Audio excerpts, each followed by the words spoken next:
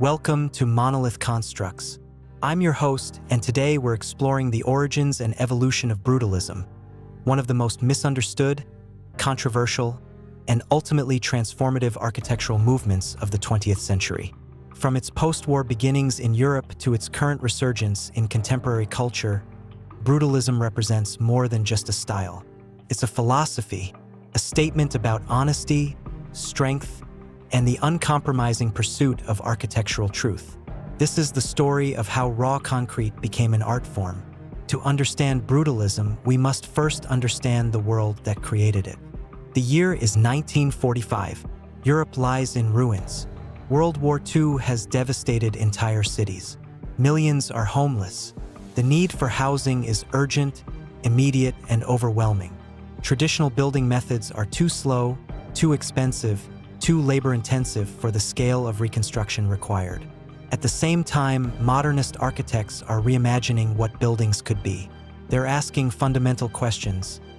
What is essential in architecture? What can we strip away? What remains when we remove ornament, decoration, and pretense? The answer emerges from Switzerland and France, where a visionary architect named Le Corbusier is experimenting with a radical new material: raw concrete. In French, béton brut, literally raw concrete. This wasn't accidental. Le Corbusier was deliberately rejecting the decorative traditions of classical architecture. He believed that buildings should express their true nature, their structure, their materials, their purpose. No hiding behind plaster, no disguising the skeleton with ornament. This philosophy would become the foundation of brutalism. In 1952, Le Corbusier completed the Unité habitation in Marseille, France. This was the proto-brutalist masterpiece that would influence an entire generation of architects. The Unité habitation was a massive residential complex, a vertical city containing 337 apartments, shops, restaurants, a hotel, and a rooftop garden. It was built from raw, exposed concrete. The formwork patterns were left visible on the surfaces.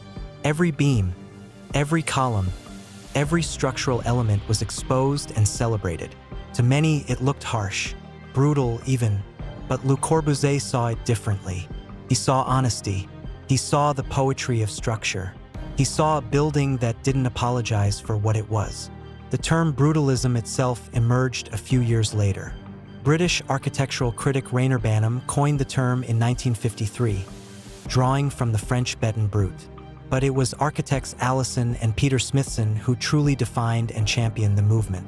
The Smithsons believed that brutalism represented a new direction for modernism, one that embraced mass, scale, and material honesty.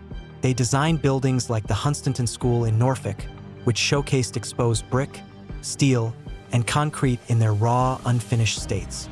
By the late 1950s, brutalism was no longer just an experiment. It was a movement, and it was spreading across the world. The 1960s and 1970s were the golden age of brutalism. Architects worldwide embraced the movement, creating some of the most iconic buildings of the 20th century. In London, the Barbican estate rose from the ashes of World War II bomb damage. Designed by Chamberlain, Powell, and Bonn, the Barbican was a massive brutalist complex featuring towers of raw concrete, geometric forms, and fortress-like presence. It was controversial. Many called it ugly, oppressive, inhuman, but it was undeniably powerful. In Boston, I.M. Pei designed Boston City Hall, a building that looks like a massive concrete fortress. Its dramatic cantilevers and bold geometric forms made it one of the most recognizable government buildings in America. In New Haven, Paul Rudolph created the Yale Art and Architecture Building, a masterpiece of intricate brutalist design with dramatic interior spaces carved from concrete. Across Europe, brutalism became the language of post-war reconstruction and modernist idealism.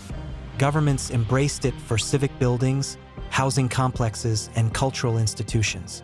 It represented progress, functionality, and a break from the past. But brutalism wasn't just about buildings.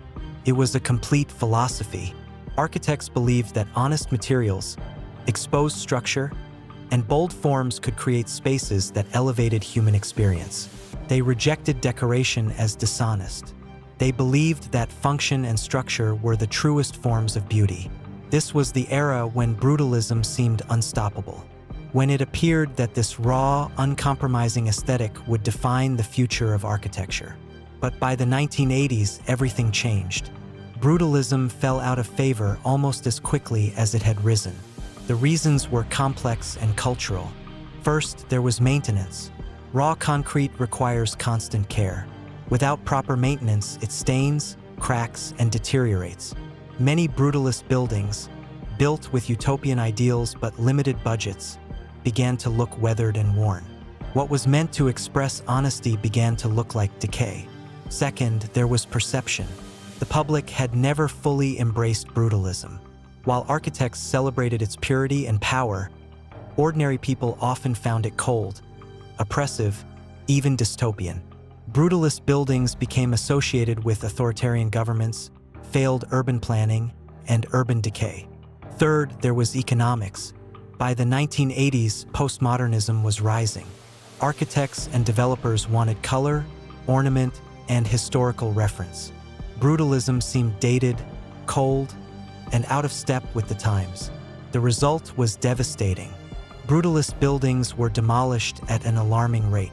The Pruitt-Igoe housing complex in St. Louis, a brutalist icon, was dynamited in 1972, symbolizing the movement's decline. Countless other buildings were torn down, renovated beyond recognition, or left to decay. For decades, brutalism was dismissed as a failed experiment, a cautionary tale about architectural hubris, a style that looked good in theory but failed in practice. Many architects who had championed brutalism distanced themselves from the movement. It became almost shameful to admit admiration for the style. But something remarkable has happened in the last 10 to 15 years. Brutalism is experiencing a renaissance, a revival, a complete reassessment. This resurgence is driven by several factors.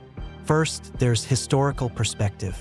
As time passes, we can see brutalist buildings not as failures, but as important historical artifacts. We can appreciate their boldness, their ambition, their honesty.